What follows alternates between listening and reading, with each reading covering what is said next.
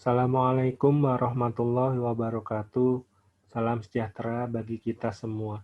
Saudara, pada pertemuan ini kita akan melanjutkan pembahasan kuliah Fisika 2 dengan topik hukum filsafat.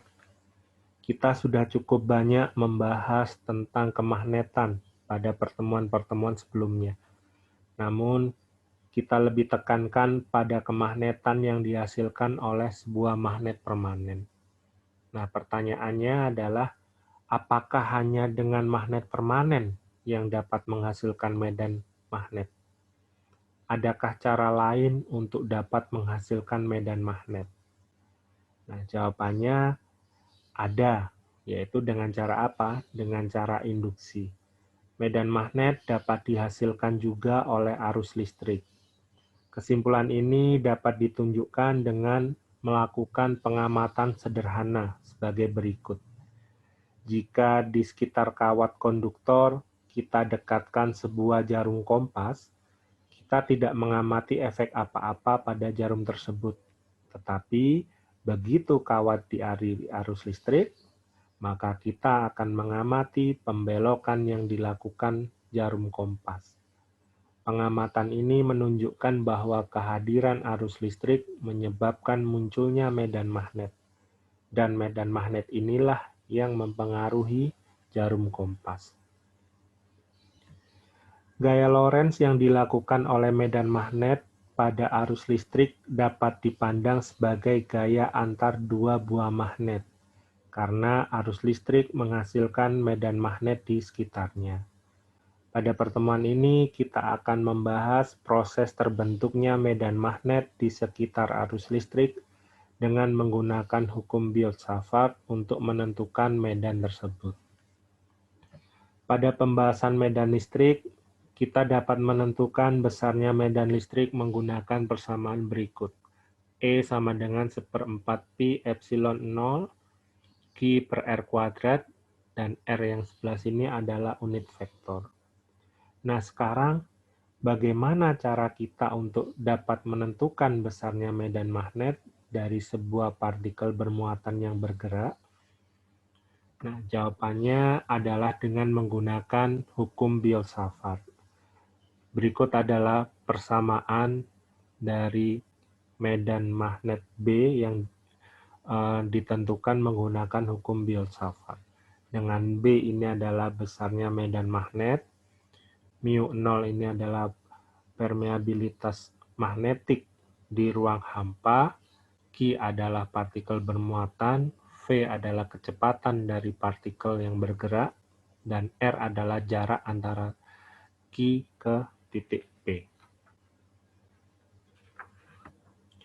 Nah, misalkan kita memiliki sebuah kawat konduktor yang dialiri arus listrik. Ya. Sebagai contohnya, garis berwarna kuning. Ini adalah kawat konduktor dengan arus listrik I, yang arahnya sama dengan arah arusnya sama dengan arah kawat konduktornya. Ya. Kita ambil elemen kecil kawat tersebut yang memiliki panjang ds. Ambil bagian kecilnya saja di sini ya. Arah ds sama dengan arah arus. Elemen kawat tersebut dapat dinyatakan dalam notasi vektor ds. Ini ya, ada vektornya di sini. Nah, misalkan kita ingin menentukan besarnya medan magnet B pada posisi P dengan vektor posisi R ini ya, terhadap elemen kawat, maka kita bisa gunakan persamaan berikut. Nah, kuat medan magnet di titik P yang dihasilkan oleh elemen ds saja, ini dihitung dengan persamaan ini. Ini untuk satu bagian kecil saja. Ya. Nah, kuat medan magnet di titik P ini dari ruas sebelah kanan ini dapat terlihat bahwa arah medan ya nantinya yang dihasilkan oleh elemen ini akan tegak lurus dengan bidang yang dibentuk elemen tersebut dengan vektor jarak R ya dari elemen ke posisi pengamatan. Nah, persamaan ini adalah medan yang dihasilkan oleh satu elemen saja di titik ini, di titik DS ini. Medan total yang dihasilkan oleh semua elemen sepanjang kawat diperoleh dengan melakukan integral pada persamaan ini. Jadi kalau Anda ingin menghitung besarnya medan magnet dari sepanjang kawat ini, ya kita integralkan dari satu titik ke ujung. Ya. Integralnya itu nanti menjadi panjang dari kawat, ya, sehingga Anda bisa menghitung jika semua dalam kawat ini kita ingin hitung besarnya medan magnet yang dirasakan, kita dapat hitung dari integral tersebut. Nah, berikut ini adalah aturan tangan kanan untuk menentukan arah vektor dari medan magnet B dan kaitannya dengan arah arus. Arah arus tadi searah dengan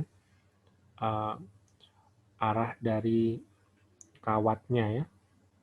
Jadi kalau muatan partikel bermuatan mengalir dalam sebuah arus dalam sebuah kawat, maka arah dari L-nya sama dengan arah dengan I-nya.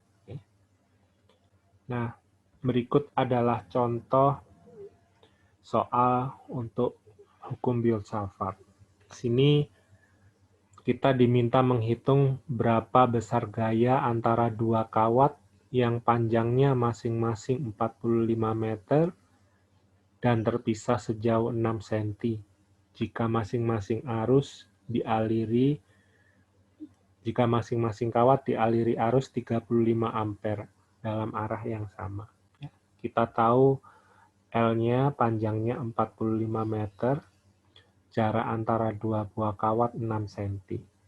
Maka kita bisa menghitung yang pertama adalah medan magnet yang dihasilkan satu kawat. Di posisi kawat yang lain, kita gunakan persamaan B sama dengan mu0 per 2V kali I per A.